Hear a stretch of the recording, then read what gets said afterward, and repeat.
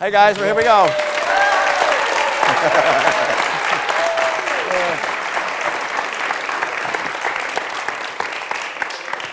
So the way this is going to work, John and I will talk until we get bored with each other, and then we'll open it up with a microphone to your questions. And make sure when you get the microphone that you talk into it. It's not because we can't hear you; it's because we're taping it as an archive for the New School for Drama. So just know that that's happening.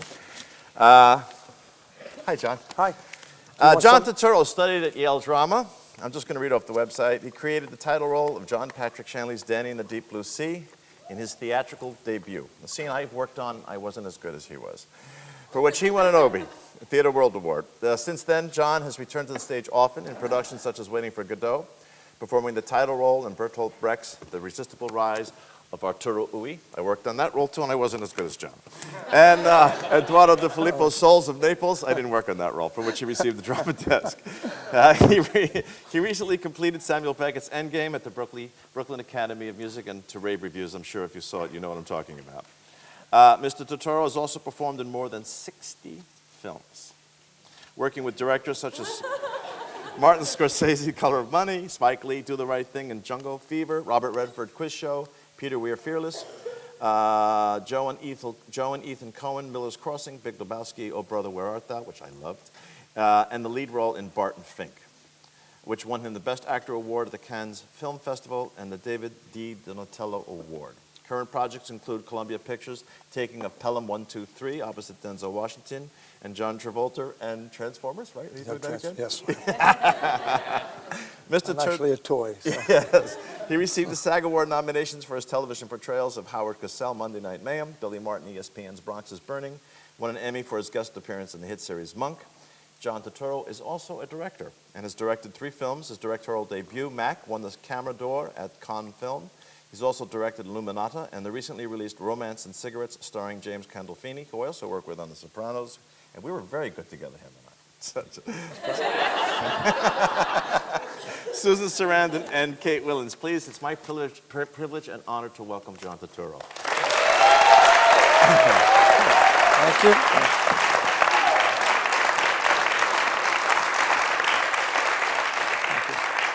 I know how hard you work, and I know how difficult it is to be an actor. I can't say to you enough, this is the kind of actor that I hope you all aspire to be, because he is an accomplished actor, he knows the skills, and at the same time, what's wonderful about John is there's an integrity to his work and an art to his craft. So I can't be more thrilled that he's here, and particularly as an example for you all as you enter this business. And so I've got some questions from you, and I will relay them to John, and he won't elect to answer them or not. We may go off on stage stories, and so forgive us, but what a joy that you're here, so thank you very much. Thanks for having me. From a playwright, please ask John about how he developed and prepared for the role of Jesus Quintana in the Coen Brothers classic, The Big Lebowski.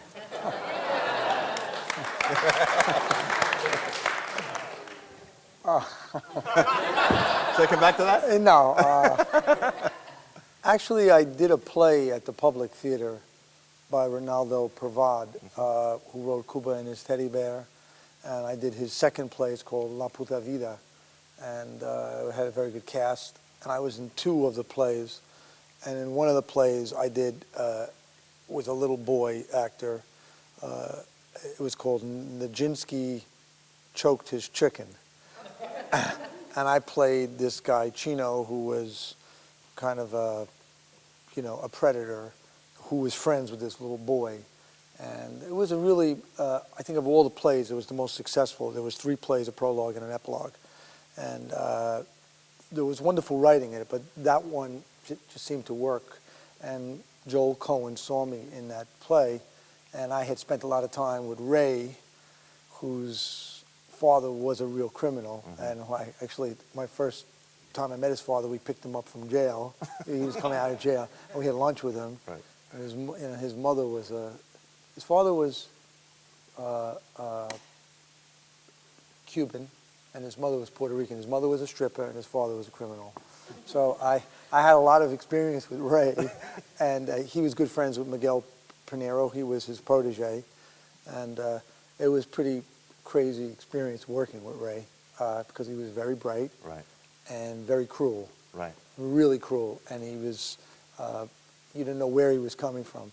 But anyway, they had seen me do this character, and they said, well, we'd love for you to do something like that. So I think that kind of inspired them a little bit. And I, of course, thought it was going to be a big part because they kept talking to me about it for all these years. And then I read the script, there's nothing here. I said, it's so small. I mean, I didn't say it to them, but I was like, wow, you know. Right. But I said, it must be important. But it's interesting because I had already done a big supporting role and the main role in one movie. So I know those guys. And so they had designed certain things for me. And I was very, very thin because I had done this other movie, this Holocaust film, for about a year. I was really thin. And so I was just coming out of that. And so then I figured they would want me to add certain things. And but, you know, we have a nice relationship. And that's a good example of collaboration and good friendship because I'm very relaxed with them. And I feel like if I show them something, you know, they'll say no. Right. Or if they let me try it, they never go, oh, well, that's not my idea. So I knew I was a pederast, so I knew I had Jesus there and that. So I said, can I have a nail? They said, yes. Can I have a hairnet? Yes. And then I saw the thing that shined the balls on the set, you know. And this guy had it, and I said, look at it, because it's like I have giant balls. Right, you know? right. And Joel and Ethan were like dying. Right. I think they knew the day they were going to do stuff with me that they had extra time, which is very unusual, as you know. Right, right. And so they did have extra time that day because they thought, well, maybe I would come up with some crazy ideas, and I did. So, but when I saw that, I was like, wow, this is inspiring. This is my whole character, you know. So you have this one, like Michael Chekhov talks, psychological gesture. That's it, shining my balls. So that was my psychological gesture. And then I thought, you know, I said, could I, you know, I want to lick the ball. And they said, oh, that's great, you know, put in. But this was stuff because you're so relaxed with a friend or whatever that you feel like you're not going to be fired, right. You know what I mean, by saying these things. And I said, you know, maybe I could do this Muhammad Ali kind of thing and this kind of dance, you know. And so we just kept adding and adding for this montage. I didn't know if they would use all those things. The lines were exactly the same. But when I saw how they put it together, I have to say I was completely embarrassed. I was like, oh my God. I was like, I liked it, but I was so embarrassed. I was like, I mean, you know, people will be playing that when on my funeral, you know what I mean? Exactly. Yeah. So now we're talking about, I have an idea, I want to do like a sequel, like, you know, where Jesus gets out of jail and drives a school bus. They like that idea. Yeah, right. They like that idea. Because those guys who drive school buses, sure, they never check them out. Sure. You know, you always see these guys, and you could just see the Jesus, you know, right. Just on those school buses. But it's interesting how something started from a play and a friendship, and somebody saw it, and then they wrote a little something, and they designed that one thing. And that's how I think when you do, you know, I've had that relationship with a couple directors. Spike certainly is one, and even other people I haven't worked with again, where people don't ask you, and you know what that feels like, to do what you've done before. People have asked me, like, could you do something like in movies, like you did in the Big Lebowski? And I'm like, no, I'm not going to do that for you. Right. You know, I did that. That was done, and it came out of something very, you know, organic, and like kids play. Mm-hmm. And there are very few people that, as you know, that allow you to do that. And Joel and Ethan are those kind. Yeah, I was going to say, normally you're under a schedule. So, I mean, how do you reconcile for yourself when you're working? Like, when do you know that you can be free, if you will, and schedule's not imposing on you, and you have the time to allow yourself to be creative, as opposed to hit the mark and go on to the next beat? Well, with Joel and Ethan, I knew, they said, well, maybe we'll try a few little things when we do the montage of you.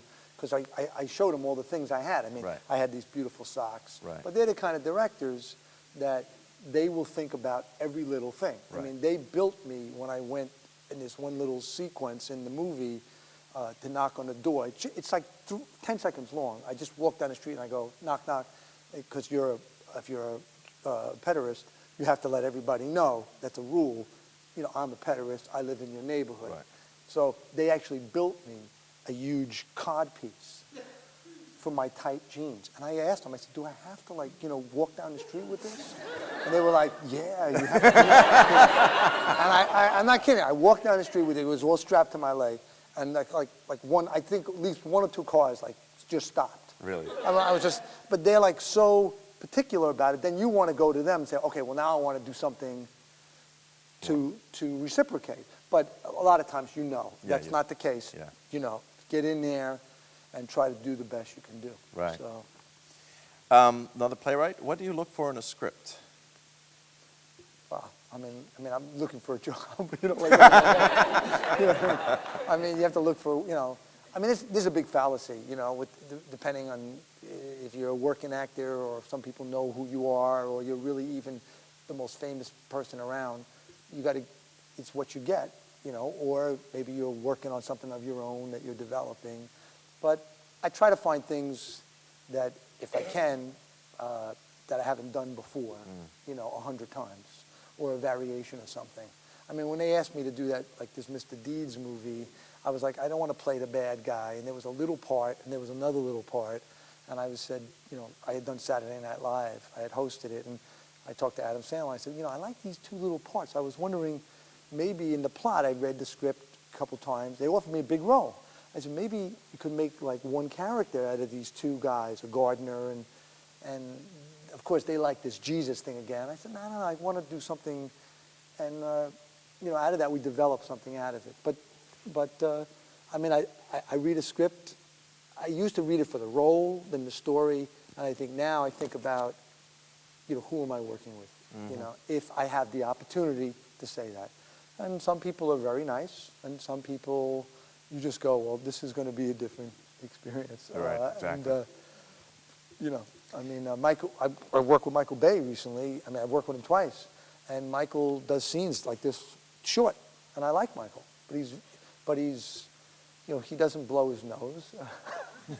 His nose is always dripping. And I'm like, I said, blow your nose if you're going to direct me. I said, just don't talk to me, But he's like, he has a really short attention span. Right. So he's always like, what, and you're like, all right, okay, fine. So you have to like get into his craziness and be just as crazy as him. And I'm like next to him, and I'm always ready, And he thinks I'm like in the army. He says, look at John, he's always ready, because there's all these younger actors I'm with. Because I actually just mirror him a lot, because I know I'm not going to get to do a whole scene. Right. I'm only going to get to do it in these little pieces. Right. So I try to play like I'm playing with my son. Right. And that's how I have to do it, because we're just changing the lines all the time. And it's not like I have had a lot of time to think about it. Right. So. Anything you look for in a play different than a screenplay? A play, yes. I don't want to do a long run of a play that's really, really, really depressing. No. I'm sorry. Exactly. I don't want to do it. Exactly. I don't want to. I think if you have humor, like I did Endgame, and I thought when I read it, I'm old enough to understand it. I understand about death now, and I understand certain things. And I thought, there's something, it made me laugh and cringe. And I thought, well, this is great. I did Waiting for Godot, but it has humor. I feel like humor is very important to have, especially when it's really, really, really serious. Mm-hmm. And, but poetry, language that I don't get a chance to do. I don't want to play, unless it's like Arthur Miller or something, things that I would do in movies as much. So I really am interested in that. And I'm doing something that scares me a little bit. Yeah. And I've done like certain, readings of certain plays, and I feel like, well, I think I can do it maybe. But I'd like to do stuff like when I did Endgame, I was really terrified. And I thought it's good. Yeah. It's good. We were talking the whole after you taught one of the classes. John was in one of Ron's classes in the course of this last semester. And you were talking about that you liked the kids and you thought they were talented and you're helping them make choices, or something about choices you mentioned. Do you know what does a choice mean to you? Well, I think your choice should be your own, you know what I mean? But I was helping them, I was trying to just, instead of being like directorially, see what their choices would be, and once they connected to something to kind of, fan that a little bit. But your choices can be very simple. It can be, taking something and finding the complete contradiction of that. I personally think a lot of times people forget the love scene aspect, which Michael Turturro talks about, I think, extensively in the book Audition. He said almost any scene can be approached as a love scene. And I think you see that, when people have all these big confrontations, they forget about that aspect of things. And I always think that's a good thing to think about, because when it's really hard, like between a husband and a wife, or a boyfriend and a girlfriend, or two men who are lovers, or women, a mother and a son, the cost of that is different. So I think that's important. But I think choice really has to come from your own experience and the things you know. And then you run out of experience. Eventually you go, well, I've been working for a few years, and I have nothing to draw on. You know what I mean? I've drawn on everything I could draw on. Right. So you better go out and, that's why it's always it's always good to change the sexuality at a certain age. Frogs are always very, I think that's a good thing. Right. No comment. What is the most essential work, from Sarah, what is the most essential work an actor can or should do when building a character? Well, I think that changes as you get older. I mean, maybe when you're younger, I used to do these extensive journals and everything. But I think is to understand the play, to understand your piece in the play, and then to try to be able to work, personally, to understand things personally, and the things you don't, then to really kind of work on the imaginative, the magic if, as the big if thing. And I think that if you can find a little of that, that can bring, sometimes it can make something special. And it's interesting, when you see certain performances that you never forget, you go like, well, why is that? I was talking once, I had the pleasure of having lunch with Meryl Streep about something, and I was telling her when I saw The Cherry Orchard, which she was in, that Andre Saban did, with Raoul and Irene Worth and Mary Petard and on, Max Wright. Right. I never forget that production. Now, I was saying, was it because I was 19 or 18? And she said, no, you were right. And Irene Worth had something in that character. She had this radiant quality to her that kind of brought you to this woman who didn't understand the world of business and who was really spoiled. But she never played it as if she was this, like frivolous character. And I just remember how moved I was as a kind of working class kid watching Irene Worth, do that play. And, sometimes it's, you said what's the most important thing? I think you can see it in a gesture. That somebody does something, you go, oh my God. And she, I think, because Saban did it, I think they all worked on sound and movement exercises in it. I may be mistaken. But I remember at the end of the play, when she had to leave, she, it was the Vivian Beaumont, which was a wide stage, and she was looking, and she went to the edge of the stage, Irene Worth, and she put her hands on the imaginary fourth wall and swept across the whole stage.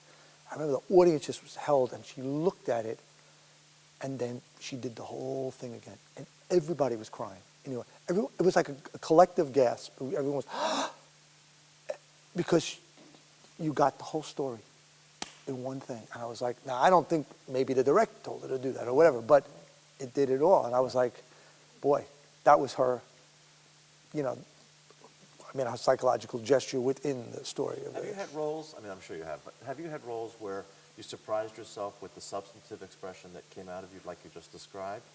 And do you still, were those your favorite roles, or do you still have a relationship to those roles? Well, it's interesting. There's certain things you do that I don't remember, like plays I did. I don't really remember, but I remember doing.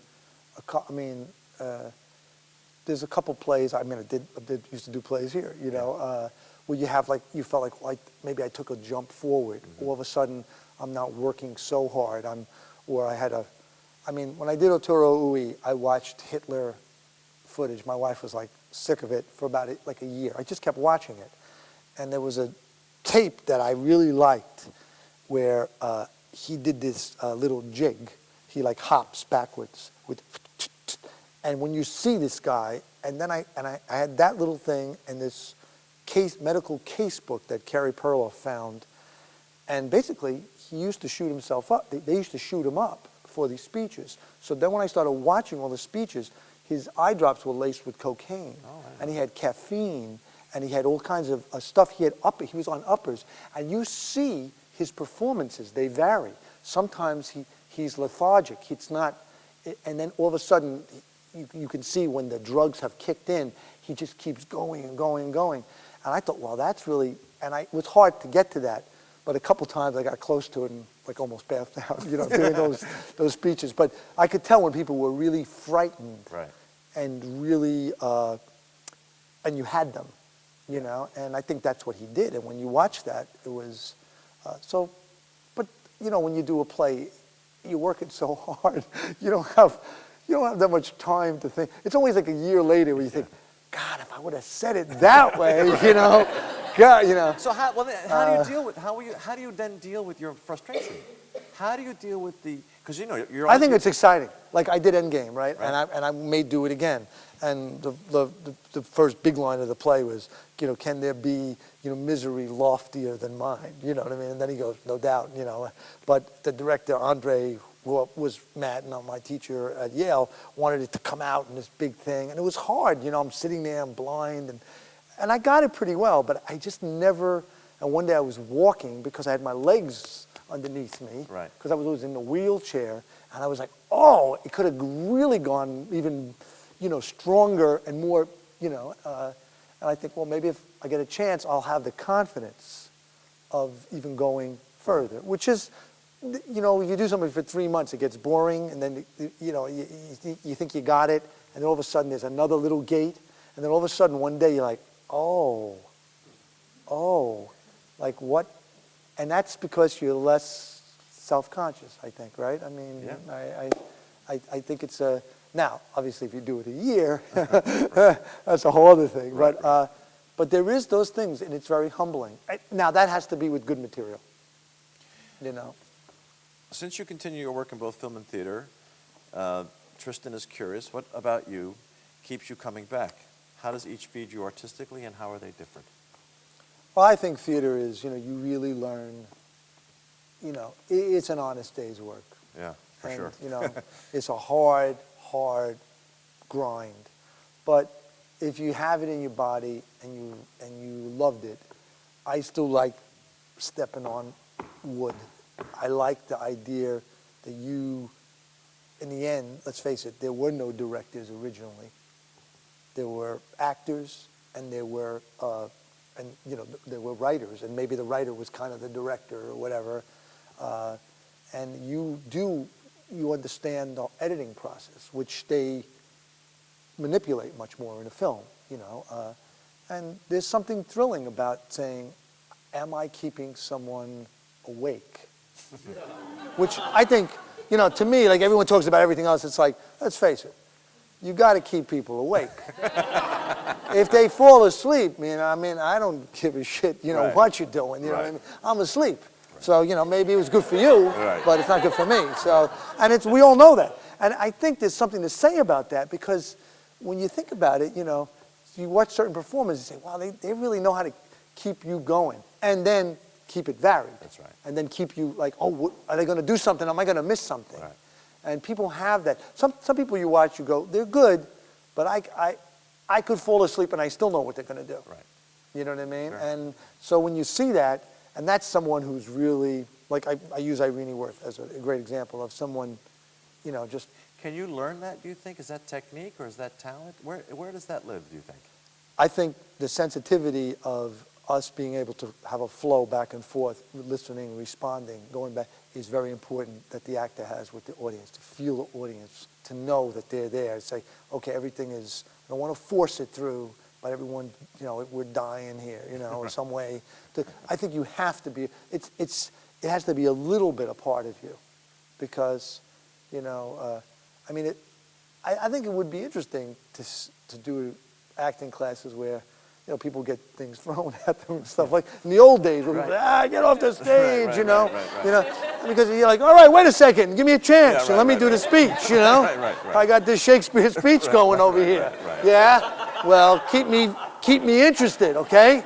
Because I got problems, over here, some shit like that, But some of that's basic stuff, I mean, and people think, they look down upon, like, oh, well, the person's like, he's a, show person or something like that versus a very serious. But I think if you watch Christopher Plummer, say, when he did the Barrymore thing, the guy is like he understands how to reel him in, throw it out. He's a fisherman.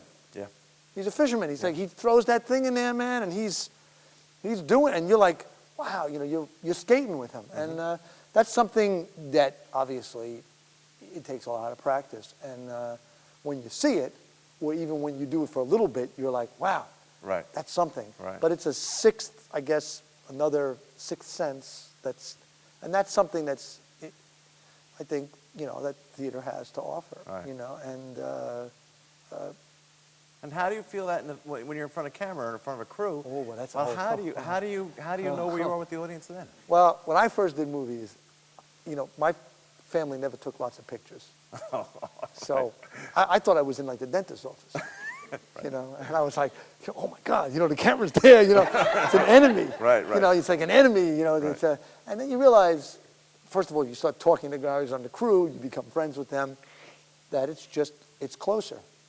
And it can also catch you breathing and thinking. Those gaps in between the words can be the most exciting things. Those moments when the person doesn't know what they're going to do or whatever.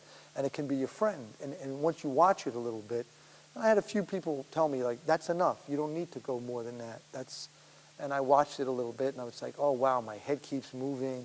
I'm not still. But at the same time, you can be huge, too, if the camera's in the right place and you're connected.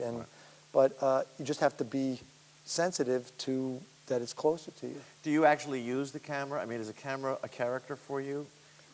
As you were talking about, sometimes on camera, I actually use the camera because it's real to me. I don't think it's such a bad thing. I mean, I have guys on the crew say stuff to me all the time. Right. I mean, and I know that from other, people are, standing by the camera.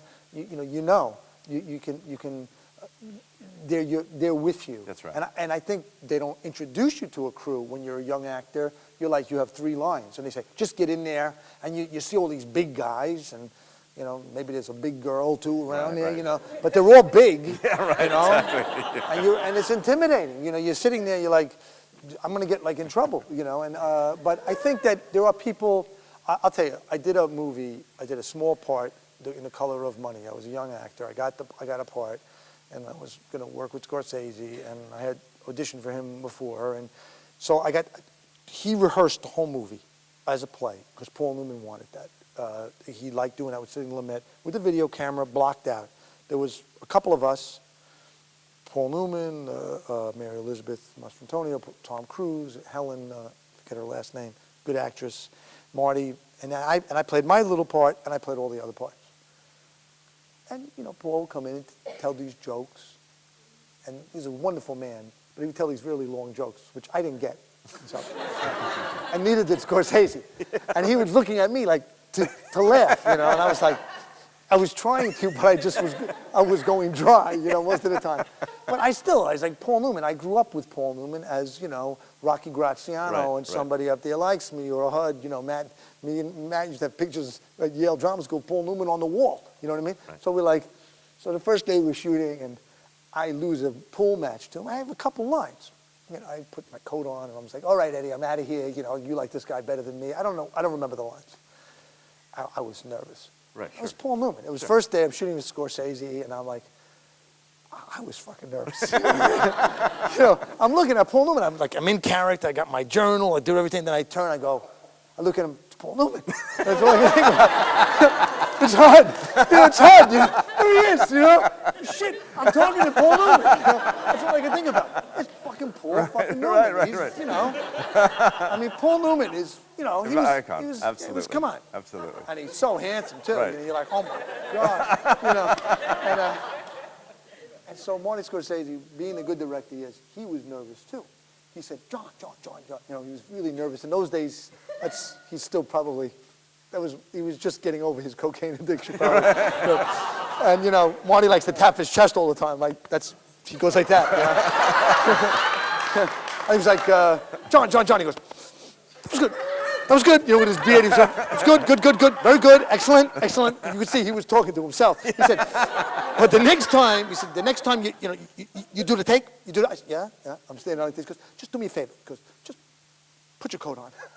And I said, so he was just telling me to relax. I said, oh, I'll put my coat. He goes, yeah, put it. So I did it. It was better, and I did another take. And he said, "That's it. We got it." I said, "Marty, I'm sorry. I was nervous." He goes, "You're nervous." He goes, "I have to direct him."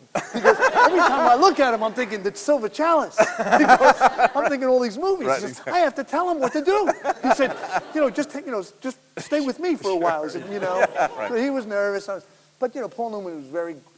He understood all of that. He went out of his way to make everybody feel comfortable. But you learn. But now he could have told me. Why you're so nervous? Right. And there are people who will do that. Yeah. You know that. Yes. And then, of course, you're going to get More nervous. You're going to feel just terrible. That's right. You know what I mean? And then you could be fired. Right. Too. And so that was really. And I thought, wow, that was a wonderful way of telling me to relax a little bit. And I talked to Paul Newman at length on the movie. He used to invite me in his trailer and everything. And he said, I just worked really hard for a long time. He said, and it's taken me 25 years. He said, to be relaxed. He said, to really be relaxed in front of a camera. I think when he did The Verdict, he had like a breakthrough. But he was a character actor who was gorgeous. Right. But he really was a character actor. Right. All those years, he wanted to be, and he was telling me how it wasn't just so easy for him. Right. And so I was like, wow, that's encouraging to hear, So when you were younger, I mean, I have this question from Julie. Who is your most cherished mentor and why? What did he or she teach you? My cherished mentor was $1 Million Movie. Yeah. I mean, $1 Million Movie was the first VCR Right. because you could watch these guys. I think watching those old actors over and over again, they're in wide shots a lot. Yeah. Betty Davis, Barbara Stanwyck, James Cagney, Edward G. Robinson, Burt Lancaster, Kirk Douglas. Then later on, I discovered Marlon Brando. But these people were like, you were getting like lessons. You didn't know it, but if you liked it, right, you watched it more than once. Right. And long scenes, long shots. Long shots, long right, scenes. Right. They could all move. Right. They were all from vaudeville. They all danced, or they were in the Yiddish theater or another theater. And, the performance to this day, it's not the same for me. I mean, I know there's a lot of good actors out there, but, they're not those people for me. Right. Because those are the people that made these impressions on me. I mean, I can hear, certain songs. I can hear that To Sir With Love, the Lulu song, right? I remember I was in the movie theater. Right. And Sidney Poitier came on. I was like, wow, he's the teacher. I still think of him as the teacher, and To Sir With Love, Sure. But those things I think you're learning just by watching. So do you think acting is in your case at least, do you think acting is an osmosis in a way that you're a sponge that's sort of absorbing material, absorbing the world, absorbing life, and out of that is what you spring your concepts about acting? I had all of that, but then I had, my parents who basically, were like it was like being in a Sandy Meisner class, living in my parents' home. So, and it's the truth. I'm not kidding. Kathy, my wife, came over my house when I was dating her, and when we were kids, first of all, my father was a husky man. He wasn't a heavy man, but my older brother Ralph, convinced me, I was maybe 4, that the honeymooners we used to call it Mommy and Daddy. They showed Mommy and Daddy's home, right? So Kathy came over to my house, and we had she lived in a big house, and it was a small house, and my refrigerator was here. My father would sit in front of the refrigerator. He would never get up to get anything in the refrigerator. And he would smoke, and then my brother, who's a little bit nutty, would come up and down from the basement to do crossovers, to keep the play going, you know what I mean? But, and so my mother and father were having a regular dinner conversation, but my father would pick up like, why are you looking at me like that? Why am I looking at you like that? You're looking at me. I'm looking at you. You're looking at me with that dirty, filthy look. You know what I mean? She's saying, you know what? Why don't you just stick your head, you know? And it went back, like nothing was let go. Like they were always, and they were very much, they still had like sexual heat between them, you know? And she broke down crying. At the first dinner, I brought her over my house. Well, it was maybe the second one, but there was a lot of smoke too. Maybe that was me. But she cried, and my mother was like, "Don't worry, you'll get."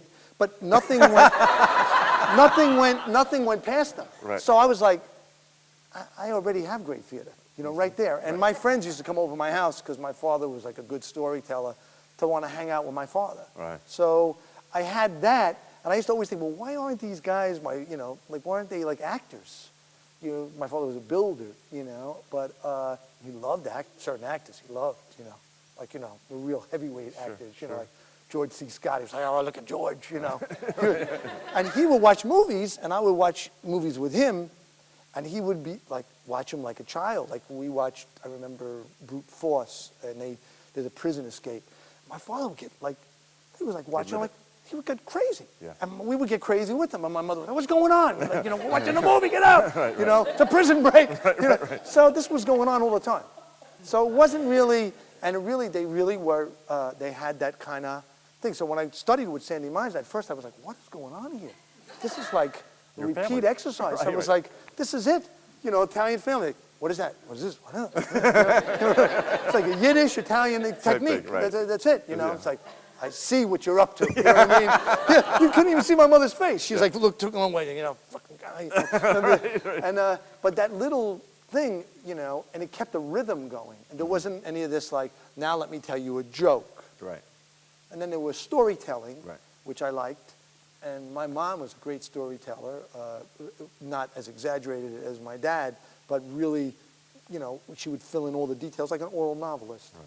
So I think, that's what you come from. You come from your family and these other, influences. And, I definitely think, growing up watching some of those old things, like if you watch someone like Fred Astaire, for example, now you dance and stuff. But I mean, I used to watch that stuff, and I think Fred Astaire it's like, it's just sublime when you watch him. You're like, you just feel happy. And it's like, I mean, for someone to give you that, that's a great thing, especially if you don't feel good that day. So, I mean, I'm sure you did this, in your house, I'm sure that WOR was on, and you were jumping over the, over the couch and doing the jumps and all that stuff, so, or dueling, What do you think artists will have to do in the next few years to survive and make a living in such tough economic times? I think this could be an exciting time. Say that again. I think this could be an exciting time. Because during the Depression, the WPA, the work program, they brought theater, they did the living newspaper, they brought theater across the whole country to all these rural areas that didn't have theater, and they did classical theater and, current theater and living newspaper theater, and I definitely think theater is something that really can really connect, with people. And I definitely think in the worst times, the arts are a very powerful tool. And I think that Obama is a smart enough man to understand that can be, not just educational, but really like a civilizing thing. And yes, there's a lot of, crap on television and in the movies that they sell all the time, but there can be good things too. And we have seen that. And I actually think, if you really think about it, and we all have our opinions, I think the world, the artistic world has been ahead of the regular world. And I think his election kind of proves that, because there were guys on television who showed, oh, I have a regular family, you know what I mean? Or I'm the president, or I'm doing this, or I'm being, and all of a sudden there's enough of that for people to go, yeah, this is possible. But the arts were kind of projecting that. And I think, based on actually a lot of truth too, but I think that you can only think of it that way because, obviously we've hit a wall of greed. So, we read about it every day. And, we have a real president. John, when Shanley was, I did one of these with John Patrick and Shanley, and he was saying, I come from the same tradition, I think you do too, but I just wanted you to comment on it. It wasn't about living and trying to survive, because artists have never had money. You know, we just do our theater, right, or we do our art. But he was saying, I started a theater, and all I had was a light, an actor, and a story. And I said, that was some of the most exciting theater I've ever done. Right. How do you feel about that idea?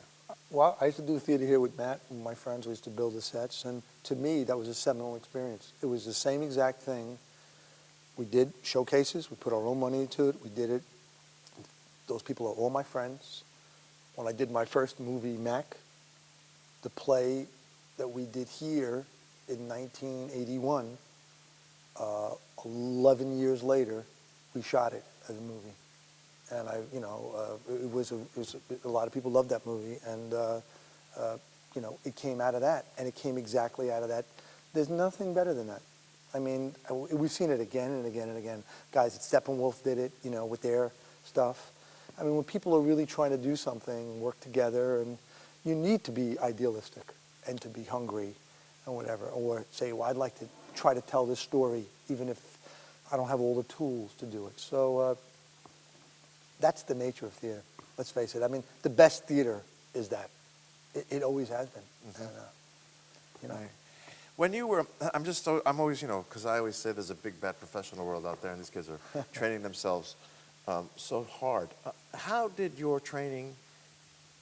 How was your training, and then how was that as a mindset going into a professional world? And what was the relationship between your training and then being a professional? And what was the transition like for you? it was kind of weird. I mean, I did it. It was weird. I mean, because I always imagined for years that I would make a living, and I never made any money. I was always studying. I was either studying in college or studying in the city while I was a substitute teacher or a bartender. And I went back to Yale, and when I actually got like my first check, I remember I was like, I've been doing this for 10 years. I said, and this is like my first check. And I wasn't 17. I was, I don't know, 25 or something like that, or 6. And I got my first check. And I was like, wow, this is, my goal was to just, make a living. But I think the big thing about working in reality is that there's a limit, there's a time limit. In a class, you can go out sometimes and prepare for 15 minutes, and the thing like you got to come prepared when they say, let's go, let's go. There are guys, first day of rehearsal in a play, everyone up on their feet, start performing. And you're like, hey, I'm not ready for that, It's about how you interact with other people. And every job is different. And that's the big shock. To learn to say, well, okay, this person is a brute. This person is brute, but they're very smart in some ways, and these situations that you imagine that would be just perfect, they're very rare. And I think those were the bigger things. And then and same thing with the film world. I early on, I worked with Billy Friedkin and Michael Cimino, and two really, really militaristic and violent men. And I didn't know, I never made movies, so I didn't know that, the director's going to have someone hit you before a take, and, and this happened, and I really had to learn a lot from doing those movies, and I realized when you didn't stand up and just say, hey, you know what, I don't need you to do that, and some of those experiences, I did a movie with Michael Cimino, and I saw all kinds of terrible things, and would freaking help me when I finally did a movie with Shanley, I did 5 Corners with Shanley because he wanted me to do this great part, which he had written with me in mind. And the first day, the director asked me to do something. I said, no. I said, I'd rather not. I'd rather sit over here. I don't want to walk. And I basically everybody was a little afraid of me. My character was, and I said, well, that's just the way it's going to be. I wasn't mean to anybody, but I really wanted to. But I established, like, that's right for my character, and I'm not giving that up. And it took me a couple of movies to do that, and getting, smacked in the face and pushed around, and also seeing the result of it. Right. Seeing like, well, I'm not really relaxed. Right.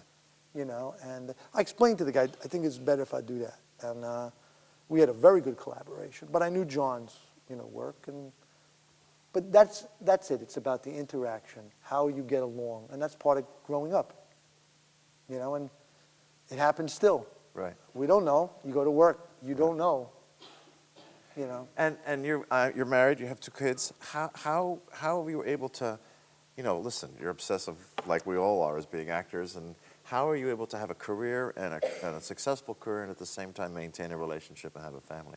It's not an easy thing. It's not a business that is conducive to having good relationships. It isn't. It's a selfish business. You're away. People have second lives, or they have their own life when they're on the road. Lots of people do. I see it all the time. And it's hard. You have to really, really make an effort. I've worked with my wife, and I made an effort with my oldest son when I was more ambitious, to always talk to him every single day, write him letters. I used to write him, little stories, which he really cherishes. But I missed a lot of his growing up, and the other guy, I don't want to do that as much. But, I worked with like a great Italian director. He used to always ask me, "Did you call your son today?" Every day, he always asked me. And he was a great director. He said, "Did you call?" I said, "Yes, I did." I was in Russia at the time, and in Ukraine. But it's not easy. It's not easy. You see, you have these imaginary relationships with people. You can run off, and then you realize you hate the person. You don't like them at all. So that's a whole, that's a whole other thing. You know what I mean? Well, we don't have It's to an go there. occupational hazard. It's true. What are your thoughts about auditions? Well, I've been on both sides of auditions. I think to give a good audition is really hard. To set the tone, to set the atmosphere in which a person is able to give a good audition, I think there's some onus on those people. And if you're just sitting there like the receiver of everything, that's not really an audition. And I don't think you can always, there are people who audition great, and that's their performance. And then there are people who are slow, who get better and better and better and better. And I think you got to be careful about that. Because of my background, which I share with you, I think seeing someone do something is good, but also like sitting down and like talking to them, maybe even having a sandwich with them, seeing how they eat, you know what I mean? No, but just actually talking to them, seeing the material. I mean, Ilya Kazan speaks about that. He didn't used to audition people really that much. He used to like just meet with them, and he would see the material which he would have to work with. And I think it's exhausting if you're the person who is the director, if you're trying to create that thing. Because I've been on the other side of it, and you're like, oh my God, this is hard to make everybody, Philip Seymour Hoffman to this day tells me, like, I auditioned for Mac. You didn't cast me. I said, Phil, you won an Academy Award. You're still telling me about this. But it's like, he's pissed off because, he's like, I said, but you were too young for the part. But you were good. I said, did I treat you nicely? He said, yes, but I wanted the part. So, but you also remember, like, I've had really good auditions with Mike Nichols, and I was going to maybe do something with him, and it was a small part, but then there was another time I had a great time with him. But I didn't get the part. But you know what? Those were really good experiences. He knows how to, like, throw a little party, and I kept telling him, well, I'm not right for the role. Well, let's try this, and let's try that, and he really knows how to make you feel good. And so you don't get it, but you feel good about what you tried. But I don't think it's the be-all and end-all about actually finding out what you have. In an audition. And I guess if you want to see a singer, you're going to see, can this person sing or dance? Right. That's a different thing maybe. What advice would you offer a young artist? Is there something in your life that influenced, inspired you to remain persistent to your ambitions? I think it's good if you can kind of keep that little amateur bit of you alive, personally. I think that's essential. I think it's essential. And I see it all the time in jobs. People get the job, I booked it, and then they really don't enjoy it. So you got to kind of find a way to enjoy it, if there's that much room to do it. And to keep a little of that, and to try to remember, no matter where you are, well, I got a job, I'm fortunate.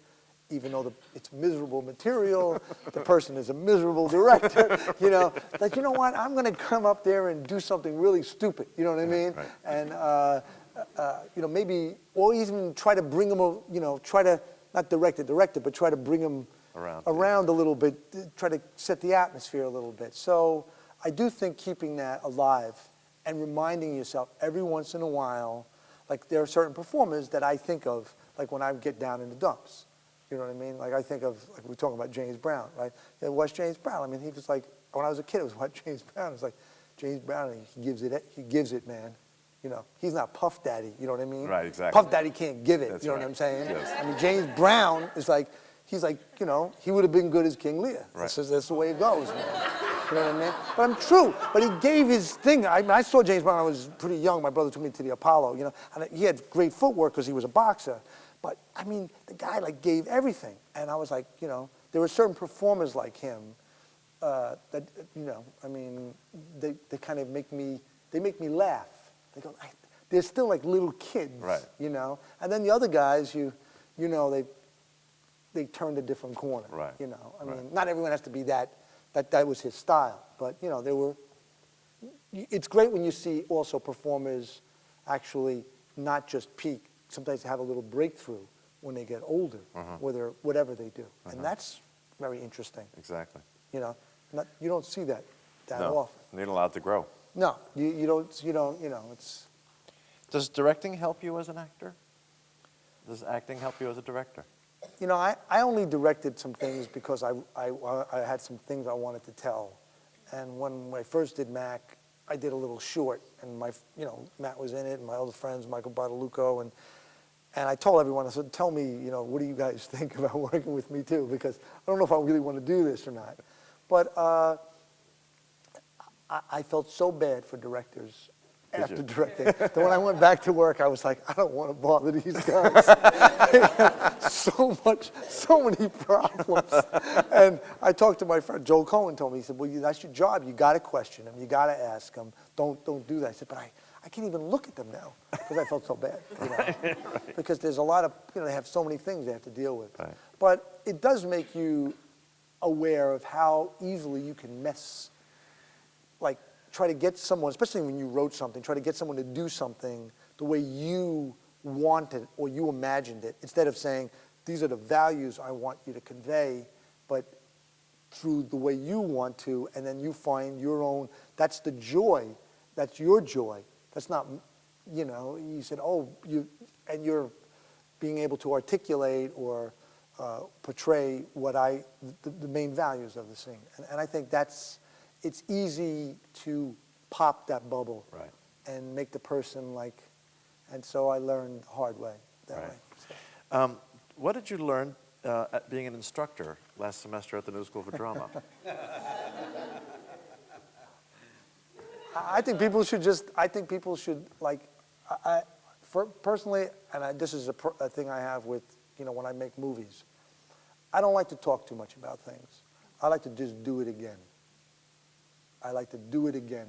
And if someone is, unless someone's really off, but there was one scene someone did and from Angels with America, and one person was really strong, the other person wasn't, but by the end, the other person was getting really connected. So I went up to him and I talked to him a little bit. I said, now you're ready to do it, so just go ahead. And it was interesting to do that. And I think that's something that everyone wants to help, but by having that experience, maybe the person will remember, okay, here's why I was ready. Now, you can't always be ready. Right. It takes a while to get there. And I think it's really hard. It's really hard because these people are making I encourage people to make their own choices. Because once you do that, you have confidence. You know, I remember when I did Danny and Deep Blue Sea, I was struggling once, and I said this really big line. I screamed this line, which is like a line that said, I'm peaceful. My line was, I'm peaceful. And I was like, whatever. I'm fucking peaceful! Right, you know? right. And I was like, oh, man, that's, you know, I just found that, and I was like, oh, that's it. I could turn it. And I found it, and it gave me a little confidence of, oh, you know, there's always a million ways to do something, you know. And so to encourage that, everyone is in a delicate state. Sure. And I recognize that because I know when you try to do something, you're in the same thing. I have no answers for them. I mean, no, really, because like you can do something, you'd say, man, that was really bad. You come back, you say, God, I got to get it together here. Right. I mean, I can make believe I have it together. You know what I mean? But totally. And it's really it reminds me of a lot of, that you're always beginning, that you're never, I mean, maybe someone like Christopher Plummer or something, you could say, well, he's really masterful at what he does, but, I think American approach is maybe a little different. Too, right. So. One last question, then I'll open up to everybody. Do you want to talk a little bit about love scenes? Hard to do. Hard to do. Sex scenes are even harder because there's nothing to play. I've directed some sex scenes, and I always think there has to be an obstacle. You know what I mean? Sure. So usually the scenes that I've directed in my movies, the woman is never satisfied. And I think this is, in these films, I get sick of these guys that do the whole thing, and everyone always somehow together at the same time. I don't buy that. I don't buy that at all. And so, I don't buy it. And it doesn't make a good scene. It doesn't make a good scene. It doesn't make a good scene. Right. And so I've had various scenes, like in public sex, this and that. The last scene I did in the last movie with Kate Winslet, basically with Gandolfini, I was like, your job in the scene is like he has to run out of steam, but you have to like demolish him. Right. You know what I mean? Like that, and you just keep going because you have to keep yourself going by that time, which people do all the time. Sure. And if they have to finish themselves, they do. But it was all about acting because we didn't see everything. Right. So we actually couldn't do. She was killing him. She was sitting on him and turning, and she said, "Well, I'm going to run out of dialogue." I said, "Well, listen, then it's all up to you now. Just keep going, just keep going." And Kate was breastfeeding at the time, and she was like, "Well, Joan, do you think I should pump before we do this sex scene because I could leak?" And I was looking at it, I was looking at her tits, so, I was like, I said, you know what, I think if you could wait 5 minutes. So the great thing about Kate was she had sprained her ankle. Right. So we said, Kate, if you sit on James, you're going to be inhibited because you're going to be hurting him. So let's put Kate on one of these little, a little ball, a little exercise ball, because when we're shooting, I didn't want to shoot where you see too much and then you get embarrassed. Right. I wanted Kate to do it all, right. And so, I could use that. I said, yeah, you can do that stuff too. So she sat there. I had two guys, the prop guys, kind of hold her so she wouldn't fall off. And I realized that they may start laughing. I said, well, listen, put, like something in your mouth. I said, because I don't want you laughing, right. You know what I mean? And you just hold Kate, and she's there, and she's on the bouncy ball. And we had to do this big crane shot, like you see her come, goes over from a painting, and then she pops her head up, and she's like, oh, and she's doing all this stuff, but she's on a ball. Right. So I figured, I said, get everyone the fuck out, right, And, I said, what do you need? You want some wine? You want me to get some pizza? Whatever you need. Right. I said, I can make a party scene out of it. It's 3 o'clock in the morning. Right. You just, okay, let me have a shot of scotch. I said, okay, fine.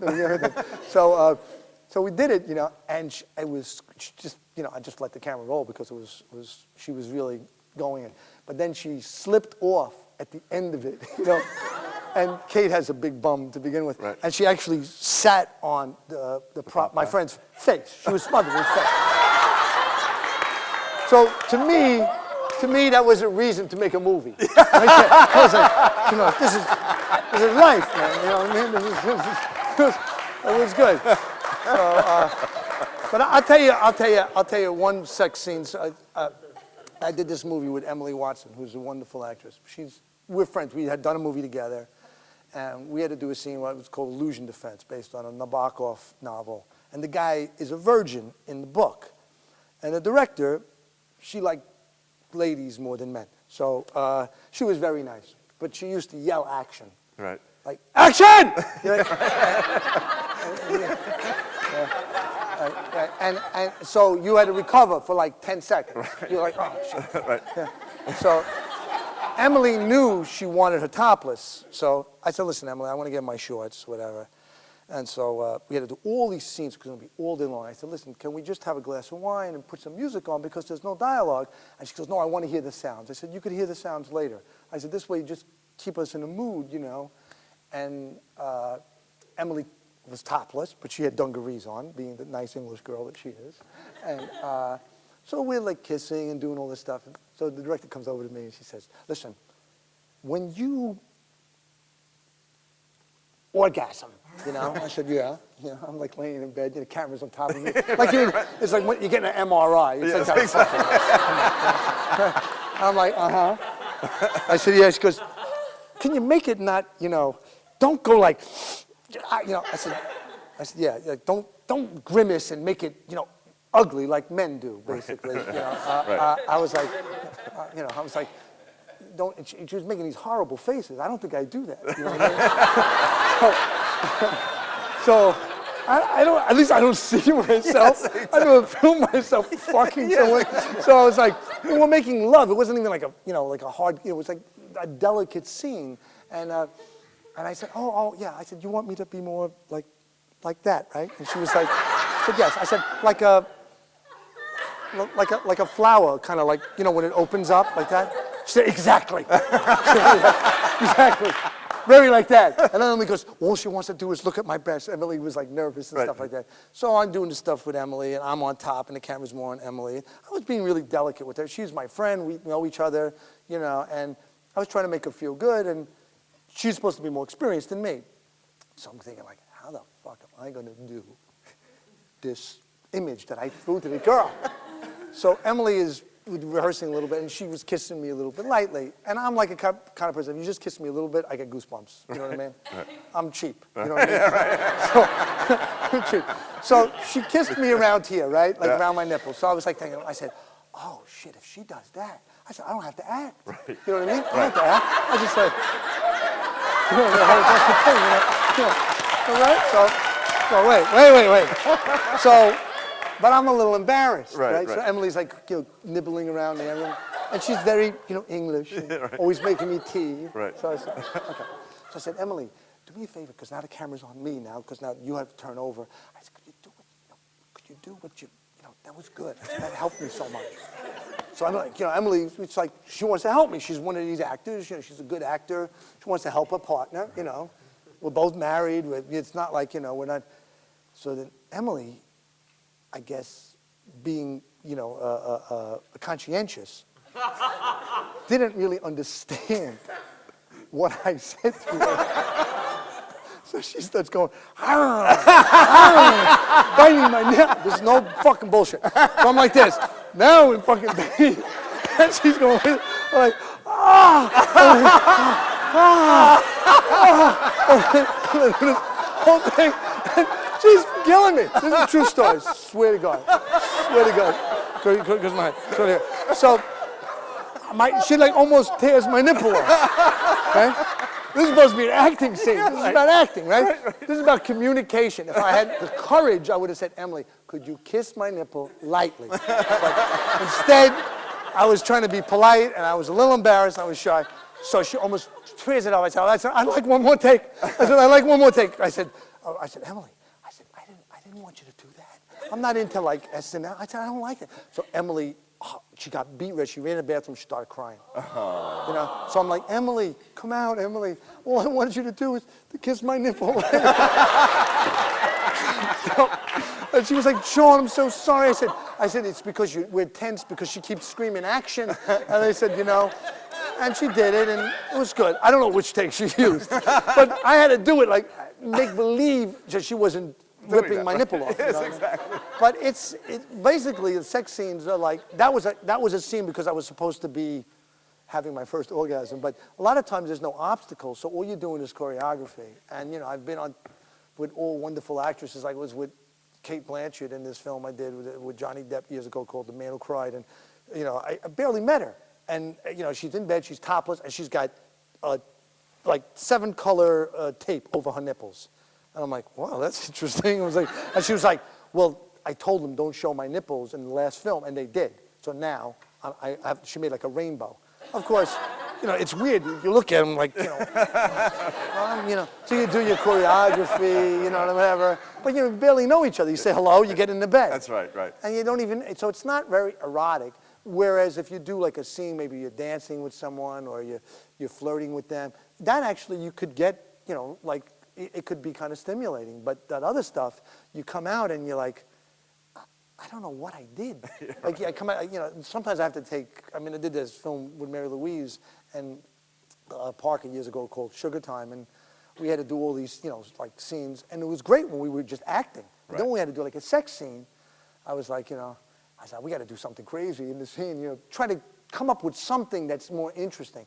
But it is kind of embarrassing, and I don't think, Gandolfini did so many of them. He was always naked. I know. I would tell him. I know. But I think the moments before are the things you can act. Right. And sometimes you see a wonderful kiss in a movie, but it's hard to achieve that. It is. So. Look, they passed the microphone. Anybody have any questions? There we go. This better not be in the paper tomorrow. Over there, Ronaldo. He's not far off, folks. He's not far off. It's really true. About You have a good voice. Don't worry about that. It's on. It's on. it's not coming out to speak. My question was about Barton Fink. I just wanted to know what kind of work you did to prepare for that character. I went to secretarial school. I read a lot of books on Clifford Odets. I read a lot of books about the Depression. But then I realized that I should know not just about the Depression. I should try to find a book which kind of talks about what formed the Depression. That was more about like 1910, because I would have been a kid then. And I read this book called Jews Without Money by Michael Gold, which he wrote as a response to the rise of fascism. And that was a really helpful book. And then I rehearsed with Joel and Ethan a lot. And, we talked about physical stuff, like the posture of the character, where his center would be located, which is something I like to do. I like to I worked with a teacher once, who said everyone has a center, in their everyday life. And the guy kind of lived in his head. So we worked a lot on that. And we kind of developed our own little shorthand. And, we just, we did some, I watched a lot of 30s films, and I had all these tapes of the group theater auditioning which was a documentary at Channel 13 for Hollywood, because this guy was like out of the group theater. And I knew a little bit about the group theater from the Fervent years. I saw Harold Clurman speak. So I kind of, tapped into that whole, community, and then tried to make my own little biography, of the character for myself. And it was like doing a play, because we only had a couple actors. Most of them were theater actors: Tony Shalhoub, Michael Lerner, John Goodman, and we always rehearsed, with them when they came in on the weekends, and then we would rehearse early in the morning, and it was a wonderful experience because it was so intimate. Some days it was just me and the wallpaper and Joel and Ethan, but every little thing with those guys is important. The Detail. Every detail, every single thing, and like I wanted to have like letters, and they decided, well, let us type like letters like in in Hebrew, for you, so you have them around, and then I decided to actually try to write some stuff while they were filming me, because I watched a lot of movies about writers, and they're always smoking and drinking. But like, if you try to write a little bit, it's kind of hard. And I thought it would be good if I was doing that. And I actually wrote some of the ideas I did for Romance and Cigarettes on my typewriter. Yeah. And I was writing also in my thing, because I was going to do Jungle Fever afterwards, and I was like a ghostwriter on that film. And because Spike and I did all these interviews about growing up and our experiences with, interracial dating at that time, or what it was called and what it was like. So whenever I was off that, I would like redo stuff for Spike on my old typewriter. and I would send it to him too, you know. I just thought the more I was writing, the better it would be, because you know how writers are, you talk to them, they're not really there, you know. I mean, even Shanley, you talk to Shanley, he talks, but you're like, he's got all these stories going on in his head, and so that's what I tried to, you know, work on. And you know, most of the scenes were a lot of fun to do. There were a couple times it was a little hard, you know, but it was a really lovely experience. Pass the mic. Hey, Fortunate experience too. I was just curious, is there a way, do you prepare for a role differently for film than for theater? And also, I know that as students, so much of our brain can be about process and technique a lot. I'm wondering, does that evolve over the years, and are there things from your education that you go back to even still today? Well, I think the moment-to-moment work is always there. You always have to do moment-to-moment work because you're in the moment, you know, and you don't have sometimes 4 weeks to do something. Sometimes I've had, you know, years to think about something because I never knew if they were going to get the money. So it does. You find a shorthand, and you have to be open to the way other people work. Some people work gesturally. Some people work, you know, they show you what they want. And if they can do it well, that doesn't mean it can be interesting. You could still, you know, interpret that. But I think basic things like listening, responding, having an objective, you know, trying to do something is important, you know. It's with you all the time. Yeah, I think it's with you all the time. And sometimes you articulate it, Right. and sometimes you don't. Like if you have a 3-page monologue in a movie, you're like, okay, you know, your objective may run out after half a page, you know. Then you better come up with a new thing, you know, or just something new to, you know, to stimulate you in some ways. But I think it comes with, if you're fortunate, like I just said in that experience, that's very rare. I'm very, very, very, very fortunate that I have a chance to meet those guys and work with them, you know. And but they were learning too, you know. So at first they would like stand right in your eye line. I'd say, I don't want to look right at you, just move a little out of the way. But you do change. It's not as much sometimes. But it depends. It depends what the demands of something is. If you're doing Shakespeare, it's in the language, and the language you have to keep working on to get it to roll off, and then it will stimulate you like music. If you sing, it's like closer to music. So I think, you know, I wanted to comment. When, you know, I feel with John, being an actor with him, I feel the moment to moment. I'm sure you do as well. You can feel the moment to moment life. You sort of go with him, you know. And I think as an actor, you learn to appreciate that about yourself through your training. It becomes less and less process. You become more and more living in that world of it so that you can carry it wherever you are, whether it's on stage or whether it's in a rehearsal or whether you're in front of a camera. That's, right, so I can feel it from you, you know. Right. It's like we're playing a scene here, do you know? That's right. Well, because obviously if it's all prepared and he's prepared, and you know, there's no flow. So. Microphone. Yeah. I was just wondering, on a very concrete level, like human techniques, voice, speech, like free body, do you still work on those? Like, do you have a routine every day, or? I do Pilates. I take voice lessons. I try to warm up. Like when I played Billy Martin, I would have to do a big warm up because I had a high voice. You know, when I played Howard Cosell, I had to do all this nasal stuff to get my voice in my head, because I had to sustain it all day long in the cold, you know. And so I had people that I could listen to because I was playing real people, you know. But that's a whole other can of worms. But yeah, I do it, you know. Even if I'm doing a movie like Transformers, if I have a day, I get up in the morning, I do my exercises, try to warm my voice up a little bit, because you can blow your voice out a lot. And I have, you know, with dust and everything. So. Pass the mic back.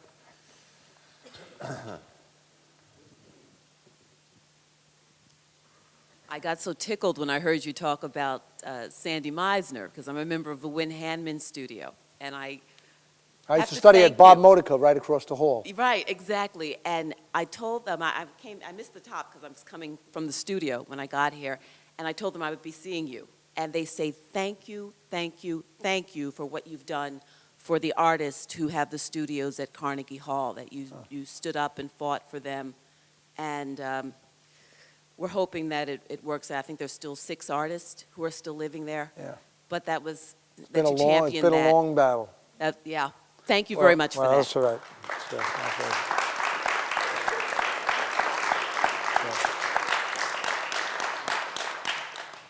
I sort of got a two-parter. First off is just a thanks. Talking about George C. Scott and your dad, it really took me back. My dad loved Patton, and so the same sort of scenario played out in our house. My question for you is, I wondered if you could talk a little bit about Miller's Crossing. I mean, that was the first time I encountered your work, and I remember coming away from that movie, and it was Albert Finney and Gabriel Byrne, and all I could think about was you, because you surprised me. The character takes a turn in that you don't never see coming, and that particular scene, where you're begging for your life. I mean, I can only imagine you have a camera in your face, and how do you play something that raw, that emotional, with a whole heap of technology in your face? Well, first of all, Joel and Ethan told me they were writing it. They had writer's block where they were writing it. I knew Joel and Ethan through Fran, because I went to Yale Drama School, and my wife was 1 year ahead of Fran. Oh, there's Where is she? Hi, Kathy. Oh, hey, Hi. Kathy. Hi. Hi, honey. How are you? Hi. Oh, there you are. Do this to my wife. Hope I didn't embarrass you. So that's how it goes with me. So, we became friends, and then they saw me do various plays, and they saw me do that film Five Corners, and they said they were writing this role, but it took them forever. I think in the middle of it, they wrote Barton Fink because they actually had writer's block. And when they gave it to me, once again, it was a very dense script, and they kept telling me it was like Faust, and I was kind of like the devil and everything. And I didn't get the script, originally. When I read it, I was like, wow, this is really, I'll read it again. And I started to get it, and then I took out my crime books. I had bought all these crime books because I'd played a couple bad guys, and I looked at these pictures of Leopold and Loeb, and I showed them to Ethan and Joel, and they said, but your hair would be straight. I said, yeah, but these guys were lovers, and this guy had these big full lips, and I said, this is the kind of way I want to look and be, and I said, almost be like a shadow. And so they said, okay, well, they designed my Chesterfield where it was like a dress. It was all, there was no suit jacket underneath it. It was impossible. So I put the lady who did my hair through hell to thin it, to put it back, to look like Loeb. And I did a lot of research, I did some, I was thinking of all different ways to do it, and I started, I don't know, maybe because I read somewhere that Robert De Niro had done it or something. I started interviewing, talking to people and trying to get the right accent. And my accountant, who's a very honest man, Abe, who's basically I use for all my roles. Abe speaks Yiddish, and I figured the guy would speak Yiddish. So Abe did the part for me in Yiddish on my tape recorder. And he would do the line, and then he would say, blah, blah, blah, blah, blah, flat, and then he would do it in Yiddish. And it was good. And then I was watching Abe, and the way Abe laughs is like he's going to get hit. Like he's afraid. And he has his shoulders up. So I was looking at him, I said, this is my character, and this is Abe, but this is fucking Abe. I said, if Abe was a bad guy, he'd be just like this guy. So I used Abe, Leopold, and Loeb. He did the thing. And then, the design, the writing was good. And then, I had one, little advantage. I knew that scene was going to be a big scene. It was supposed to be warm in New Orleans. And of course, it was 13 degrees that day. So I was freezing the whole day. I worked so hard, and we rehearsed it with Albert, because Albert replaced someone who died, unfortunately, who the part was written for. And when I did the rehearsal with Albert and everyone, John Polito said, because I guess I was kind of ahead of everybody a little bit, and I was nervous. Right. John was like, of course, said, you're not going to do it like that, right? And I was like, I'm not going to listen to John. I'm just going to keep doing what I'm doing. So I was but I had an interesting experience when I was a kid. I was a basketball player, and I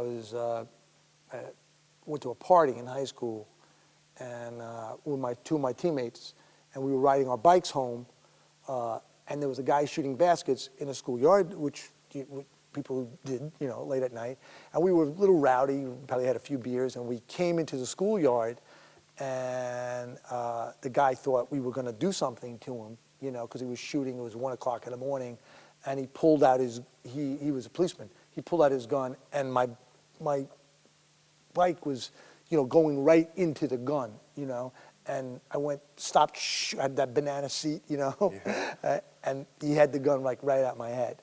And I was like, I'm gonna like die. I just remember the whole thing in slow motion and how this, and we were like, we just want to play basketball. You know, we wanted to play, we thought you were one, there was 3 of us, play 2-1-2, you know. I couldn't talk. And I was really shaken. I played basketball, and my legs were like cement, I remember. But I remember the gun coming into my face, and I don't know a lot about guns.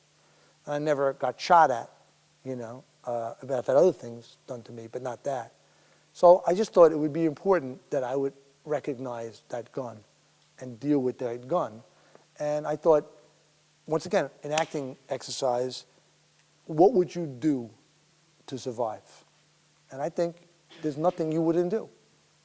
I didn't think that, but I figured, you know what? I would try as many things as I could in the scene, as many different, say, objectives, or ways to assuage him, to change his mind, to do this, to just keep doing things to him.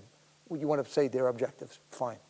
I don't know if I probably wrote them down, you know, but I didn't know exactly, and you know, we just did it, and I didn't know where I was basically the whole day. I kept falling in ditches because I was walking backwards. But Joel and Ethan, of course, once again, you have to credit them because they use your best takes. They don't mess your performance up. They let it build, and they put a great sound under it. So everything that you hoped that you did is only enhanced with people like that. So I can't say, well, was all, you know. But when you see it, it's hard to watch. And that was my objective. My objective was, this should be hard to watch. Because violence in movies, it's really, unless you take people through it, it doesn't mean anything. You know what I'm saying? I mean, I know in real life it could go boom and it's over, you know. But it's a very hard thing to do violence well. I mean, I saw a tape once of when I was doing Clockers, which a lot of people have seen, a lot of actors, they show it, the Homicide Squad. Yeah. Where they showed a killing in a store that's on one camera. And if you see this killing, how fast, and people's reaction to it, you will be forever, you go like, what? Like, I've never seen anything like, you know, the guy comes in the store and he says, blah, blah, blah. He starts arguing with the Korean guy and he's drunk. It's New Year's Eve and blah, blah, blah. And the guy's like, you know, he wants extra beer and the girlfriend's in there. And the guy panics. The guy takes his gun and shoots him. Boom, like that. He falls down. The girlfriend's screaming, whatever. There's another guy shopping, getting Captain Crunch. He looks at the guy's body. He keeps shopping. The guy keeps shopping. Another guy comes in, his friend says, what happened? What happened? The guy's on the floor. He's bleeding to death. He's basically dying. The other guy goes, you shot my friend? Doesn't even deal with the guy who's dying. Bad acting choice. You know what I'm saying? And he says, you know, I'm a Marine. He keeps going, I'm a Marine. All these things. The other guy keeps shopping. The bullet could even have been, he's in another aisle. He just keeps shopping. He steps over the, he pays for his groceries. He leaves. The guys on the Homicide Squad, they're like, they think it's the funniest thing in the world because they have to deal with death all the time. But it's so brutal. And just the reactions of everyone, you're like, you never see anything like that. So those little things that happen in life, maybe not as extreme as that or what happened to me, can be helpful when you're doing one of these scenes. You know what I mean? And it's funny because the Steadicam operator started telling me what to do. And Joel, being a good director, got in front of him. And he said, no. Just let him be. And the only thing I asked was that they wouldn't be right in my eye line. That's all I remember. But I thought, you know, I wanted to give everything to those guys because they gave me that role without an audition. Wow. And my goal was I would like to reciprocate to them a little bit because that's, as Bob can testify, that's a gift when someone gives you something. Yeah. They say, well, we trust you. Could you do something? And that makes people go the extra mile. That's right. You know what I mean? And I was really just starting out. So, but, you know. One last question. I let him go because his wife here and they're going out to dinner.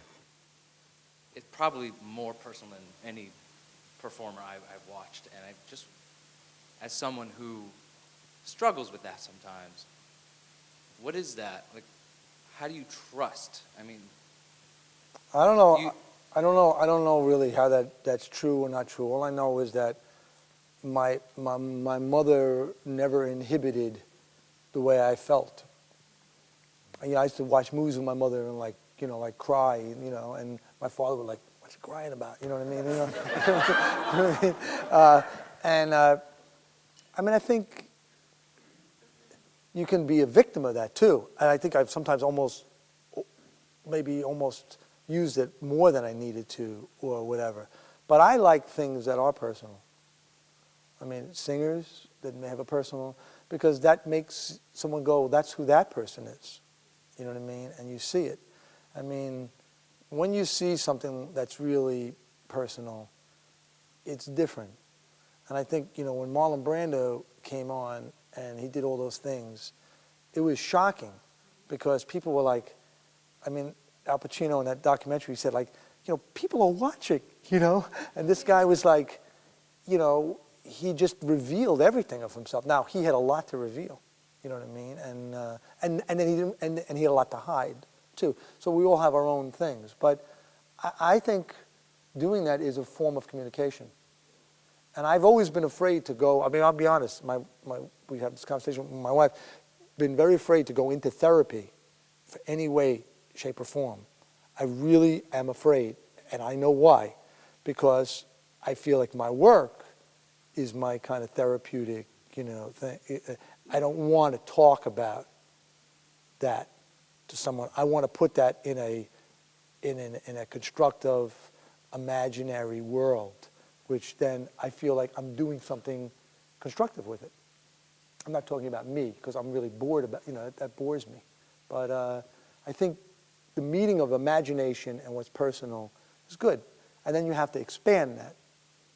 And I've run up to the wall, and then there's somebody new sometimes will take you to a new territory. And, also depends who your friends are, who you're married to, who you work with. People can say, go forward with that. And I used to like like old classical theater and stuff. But actually now, as I'm older, I realize, wow, if I could connect to that with those things, man, that's really, these are things that have remained, and they've never gone away. So I don't know. I just think maybe you're not afraid. I mean, a director told me many years ago, you can do a lot of things, John, but this character's inhibited. I was younger then. You have to like work on that. And I was like, but I didn't understand exactly but she trusted me, and you have to fail too. Knowing that is. You have to fail. I mean, there's a lot of times I've tried things and it hasn't worked. But even writers do that all the time too, or everyone does. And that's sometimes the biggest thing. The failure can actually lead you to the thing that opens a door. You say, oh, okay. But I think everybody has something to, and when you see it, it's really wonderful because someone is like saying, I'm sharing some of myself, in a constructive way. One last question, Mia. Microphone, you got it? Right. Hi, my question is basically for a lot of us being students, and I've listened to you stating, your studies, and then going from the time that you first started to the first time you got your paycheck, and just your struggles in between that. How do you find a place where you're feeling like, I don't know if I can do this anymore, like I'm struggling so much, this is too much for me, I just want to walk away, and is there any advice that you can give to maybe some of us that are thinking that to push on and Sometimes it's good to go do something else, or it's also good to go into real life and not, try to have a little balance from that, because everybody needs that. I mean, the business is a rough business, and I'm a very, very fortunate person, and believe me, I realize that in a big way. I thought if I could just make a living, I'd be happy doing it. But it also, you are confronted along the line with why you got into it. Some people, I always thought, well, maybe I could teach. That's why I went back to graduate school, because I wanted to be around it. I knew it was a world that I liked. And I wasn't good enough in other things, like in science, to be a doctor, I like to imagine that I could be a doctor. But I think that's just part of, living. Sometimes you got to get away from that. And that can be the best thing for it if you decide, to return. It really is. Because, we don't have regular jobs. And I was talking to some guy today, he told me, I'm looking for a job. He recognized me. He said, why are you on the subway? I said, well, because I have to go somewhere. I think, and he said, I'm looking for a job. I said, well, so am I. I said, I spend all my time, and that's why I've been kind of industrious on my own, because I've always feared like someone just controlling my life by giving me a job. I've imagined that I could create my own jobs. I've done a couple, but I like to imagine that. And I still do. I still do what I did when I was a young person, in some ways. And I enjoy that part, sometimes most of all, depending, who you work with. But I've met a lot of nice people too. So, what's your faith about theater? What keeps the faith about theater? What keeps the faith about movies? What keeps the faith about acting? Well, I'm not an overtly like religious person as far as like practicing, my religion. That's how it is in our house, basically. But I'm not a non-spiritual person. And to me, when I saw, you may laugh, like it wasn't even great plays, certain performers when I was in high school, it was like a spiritual thing for me, that someone could reach across to me, even more than the movies, because I actually thought, wow, this is live, and maybe I would have a possibility of doing that, because I never knew anyone in the movies. I saw Ben Vereen when I was a kid, and I was like, I couldn't get over him. I just couldn't get over him. I was, because he was a great dancer, he was a great singer, he was funny, but I felt like he just was like reaching out to me with all of himself. And to me, it's a ritual. There's food, there's comfort, there's love, and then people have to. What do? It's boring. A story. You have to tell a story. So someone comes up with storytelling. It's an essential part of life. Kids do it.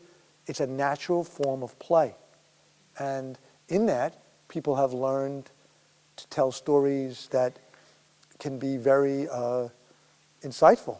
As we see in the world today, the same stories, they say there's 15 stories or whatever, we see them over and over again. And who learns? Who doesn't learn? Who learns a little bit? And it's all, those Greek plays, they laid it out there and we're just watching the same thing. But, these people got around, they played drums in a circle, somebody came up, like Mel Brooks, a 2,000-year-old man, he says, somebody came up with, hey, look over there, But it's like, you listen to that, that's the genesis of our, what makes us different than animals. Storytelling. Animals eat. They go under, if they have fur, they go under a tree. They have sex. They can't tell stories. That's their problem. So, With that, I think we'll stop here. I want to thank you all for coming. Okay, thanks. Good.